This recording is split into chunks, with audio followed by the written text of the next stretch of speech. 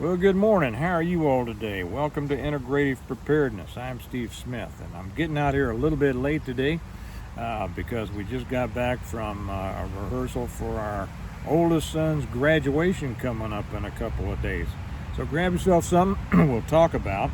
But what I want to talk about is that meaning Earth, just narrowly escaped being hit by a massive, what's called a Birdwing solar flare. Birdwing means it comes out wide, and it was like a million kilometers wide, which is, to those of us in the States, about 600, a little more than 600,000 miles wide, and it blew out of the sun on Tuesday, and people were kind of concerned we were going to get hit, and if we do get hit, it was going to cause some problems. Well, apparently we just got a glance and blow, so I want to talk about that. We lucked out this time, but of course this is what we prepare for, and it's what the Stone Mountain series is about. So we'll talk about that. First, I want to welcome all the new people. We've just had a whole bunch of new people joining lately, and also over on the Patreon channel. It's great to have you all over there. You see what I've said before, and that is there's a lot of stuff over there that I never put on YouTube. And if you're not with us over there, we'd love to have you, and you would love being there. And the link is right down below where you can join us. And also, thank you. By the way, we've had a lot of great suggestions as to character, people to play characters in the Stone Mountain series. Now, if you're new, maybe you don't know what I'm talking about. We're in the early processes of, how should I put this, of developing, hopefully, a series out of my books, the Stone Mountain series. And it's about the destruction of the whole world from a CME, kind of like a Birdwing solar flare that we just escaped. Okay, so we're in the early stages. I had my meeting a couple of days ago with a bunch of guys, movie guys, and one of the things that I learned, one of the things they said is when you're putting together your package, your promotional package to different studios and things like that, you know, to entice them to be the ones that want to make it, you put together kind of a, I forget what he called it, just kind of a dream package that includes the people that you would suggest play the characters in the movie. And because when studio heads and things like this are taking a look at different potential projects, they don't have time to look into the details of things, but this is one of those things that can catch them. So I put up the other day, anybody who has recommendations for who should play the main characters of the Stone Mountain series, let me know what they are. And we had some great suggestions, and those if for those of you who haven't read the Stone Mountain series yet, I'll tell you how to get them in a few minutes, and you'll love them. I say if you're really interested in preparedness, or you just love a great adventure story or post-apocalyptic SHTF story, you'll love this Stone Mountain series. So the main characters are Jim and Kelly Wyatt, and Christian Bell, Mike Carpenter, and then Bill, Ann, and Tracy Garner. And those of you who have read it, you know exactly who these people are. And I had some great suggestions, and I'll tell you what the suggestions are. Now my wife, Kelly, has always kind of seen Kevin Costner as the Jim Wyatt character. I don't know. I like a lot of stuff that Costner does. He and I are different politically, that's for sure. But then he also acts a little confused. His character on Yellowstone started out good. He could have been Jim Wyatt, well, in a way. But then later on, he started getting a little too confused about things. So I'm not sure about him. But one that I did hear, and as a matter of fact, I thought about this myself, was Tim McGraw. And if you saw him in 1883, that guy's a good actor.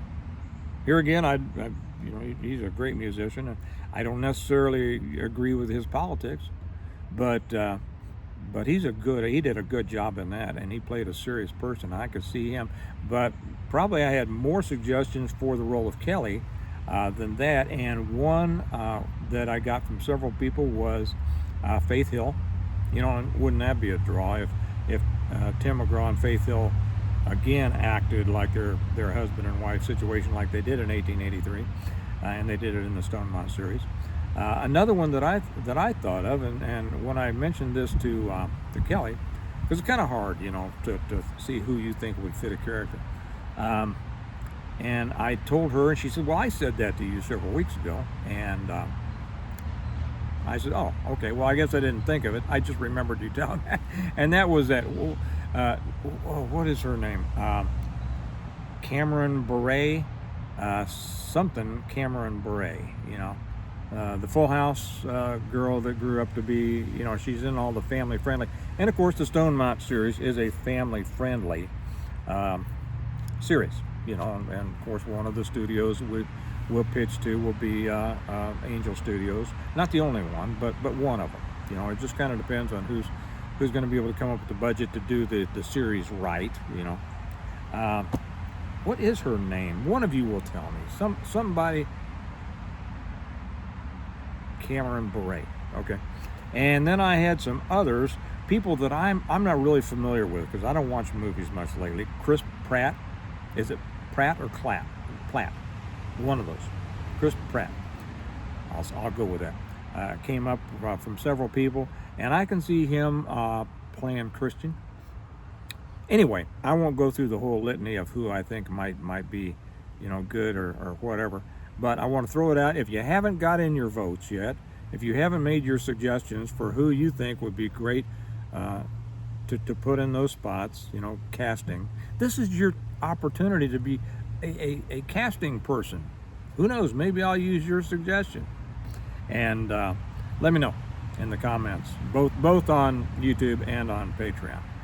Okay, so what happened the other day, like I said, is this what's called the Birdwing solar flare erupted from the sun. A fairly unusual occurrence. It was in the lower X categories, which means, well, it was accompanied by, there's been several X's come out, and that's the most serious. But it was the lower X categories. And it was causing concern. And we narrowly dodged it, apparently. But we are in a very interesting part of the solar cycle. I won't get into all that because that's not my purpose. And there are other places you can go to get that information. But it reminds us of the one thing that I always suggest people prepare for. And that is a total grid down as a result of a CME. Now that's different than an EMP. It's a different grid down situation than a cyber attack or whatever. But whether you go with the CME route or the others, grid down is the problem. You know, way back with the EMP Commission in 2001, they estimated that 90% of the people in the affected area would die within 12 months. I think that's probably, I would not argue with that at all. And you can imagine the horrible deaths that would occur as a result of that. No power, within a few days, people are running out of food and clean water. Within a week of no lights, and the understanding that there is no government assistance, there's no police service, there's no fire service, there's no emergency medical services. People are going to start to fall apart mentally, emotionally, and mentally. And it's not going to be too far behind that things are going to start falling apart physically in a serious way. Now, the one thing that I want to say about the difference between a cyber attack and a potential CME is that we are not guaranteed a widespread cyber attack that would take down, a wide area, the continental U.S., let's put it that way. That could happen. And, you know, with things the way they are in the world right now, you know, it might be heading from the world of possibility to the world of probability. None of us can say for sure. But scientists tell us that a CME, a Carrington Class CME, which is what the big ones were named after, happened in 1859, that it is assured. And so that's why I want to take this opportunity to remind you of this, that they say this will happen. Carrington happened in 1859. There wasn't, we weren't electricity dependent, electronic dependent. Only thing pretty much they had was the telegraph, and it set offices on fire because of the excessive current coming through and all that. But they tell us that they happen about every 150 years. And we're overdue. We're real overdue. The American Geophysical, agency, whatever, the name escapes me. I have it in my second book. I think their report came out in 2011 or 12, and they said that they estimated a 12% chance of a Carrington class, a world-killing CME per decade. 12% per decade. That is 1 in 8. Okay, and that was back in 2011 or 12. So with all the things going on in the world to take our attention, and that's certainly there's certainly plenty. There's a lot of political stuff, there's a lot of economic stuff, and you'd be silly not to keep that in the back of your mind.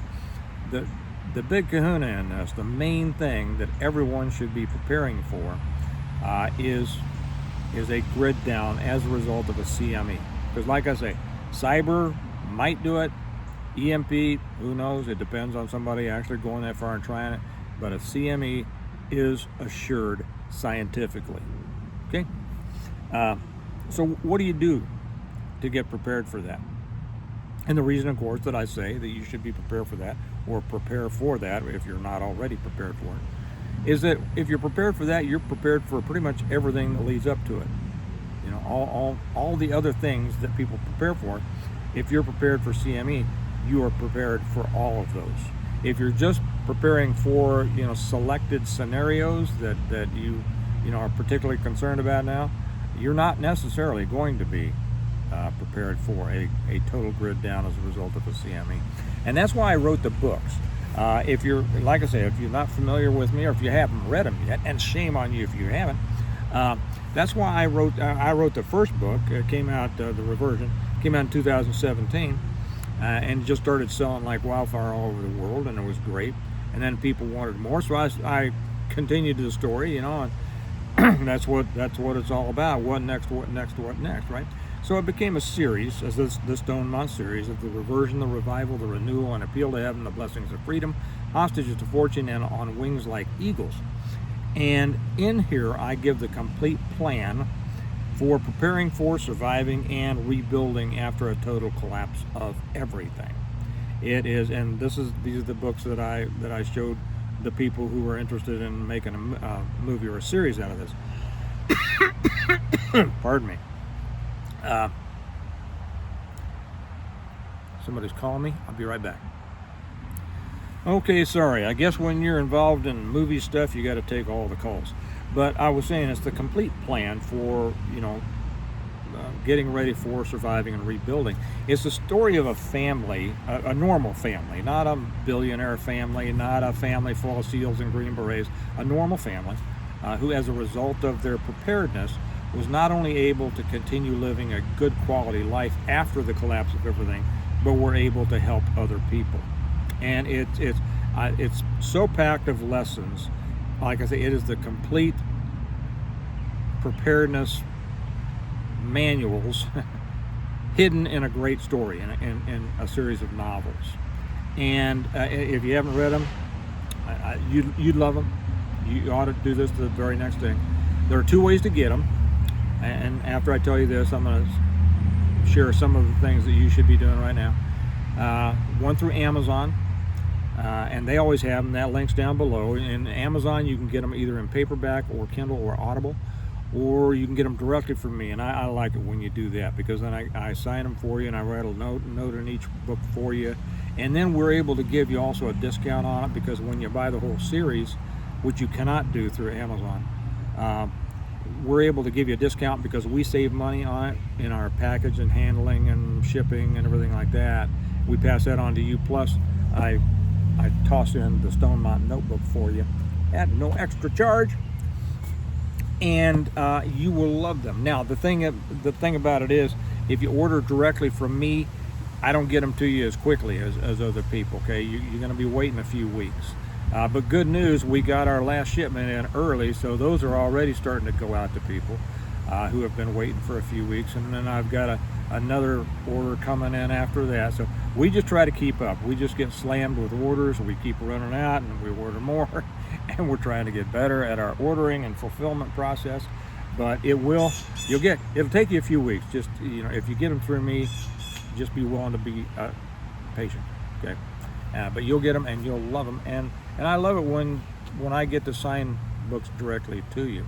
So what it would be impossible for me to tell you everything that's in the books, of course, but the thing you need to keep in mind, realize that it means you have to be everything for yourself and those who depend on you. You have to be your own source of food. It could start off with food storage you have, but then you have to be a producer of food. You have to be able to provide your water, food and water, all the basics: food, water, shelter, defense, people. Do you have, who are your people? I'm going to do another one sometime on people. I'm not a big believer in mags, and I'll explain that.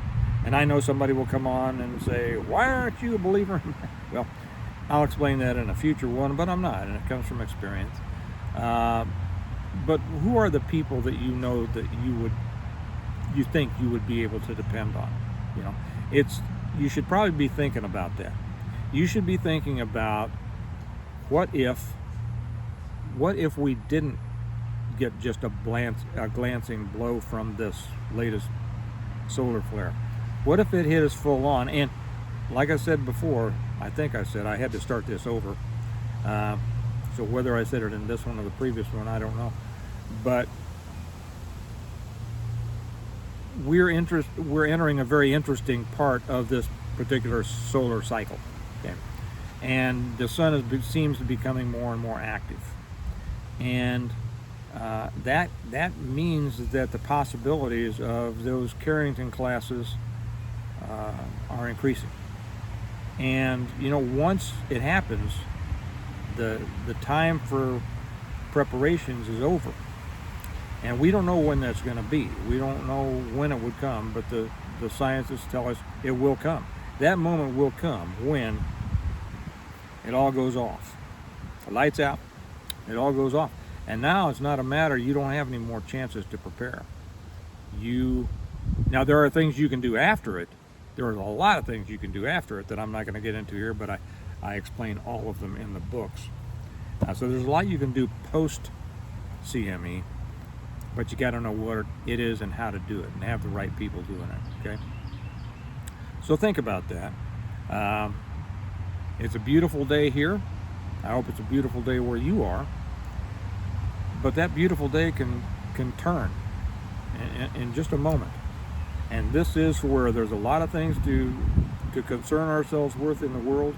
This is the one thing that I won't say fear it, because you shouldn't be afraid. You should prepare. But you should put this at the front of the line of what you're preparing for. I'll just put it that way. Okay? All right. Well, we escaped this one. Will we escape the next, and the next, and the next, and the next? There will eventually be a next that we won't. Okay? So if you're not really preparing, get at it. If you are, see where your holes are, fill them up. Be ready when it comes. Remember, get these. If you haven't read them, you will love them, and you will learn a lot from them. The links are both down below, whether you want to get them from Amazon or directly from me. And give it some thought. Think about it. Think about it, because your preparedness begins with your thinking. You have to engage and you have to be willing to accept the likelihood of this and make it real. Realize that it's a real threat, and then think not through fear, but through responsibility. And we always say here, preparedness is something you don't do through fear, but through a proper sense of responsibility. Okay. and get at it. All right, you all have a good day. As we always say, I should tag this on here too. Well, this isn't the gathering mug, but this year's gathering is going to be October 4th in the Kansas City area. Put it on your calendar. I'll be giving more details later. Remember that we prepare well today in order to live well tomorrow, and I'll talk to you later. Bye-bye.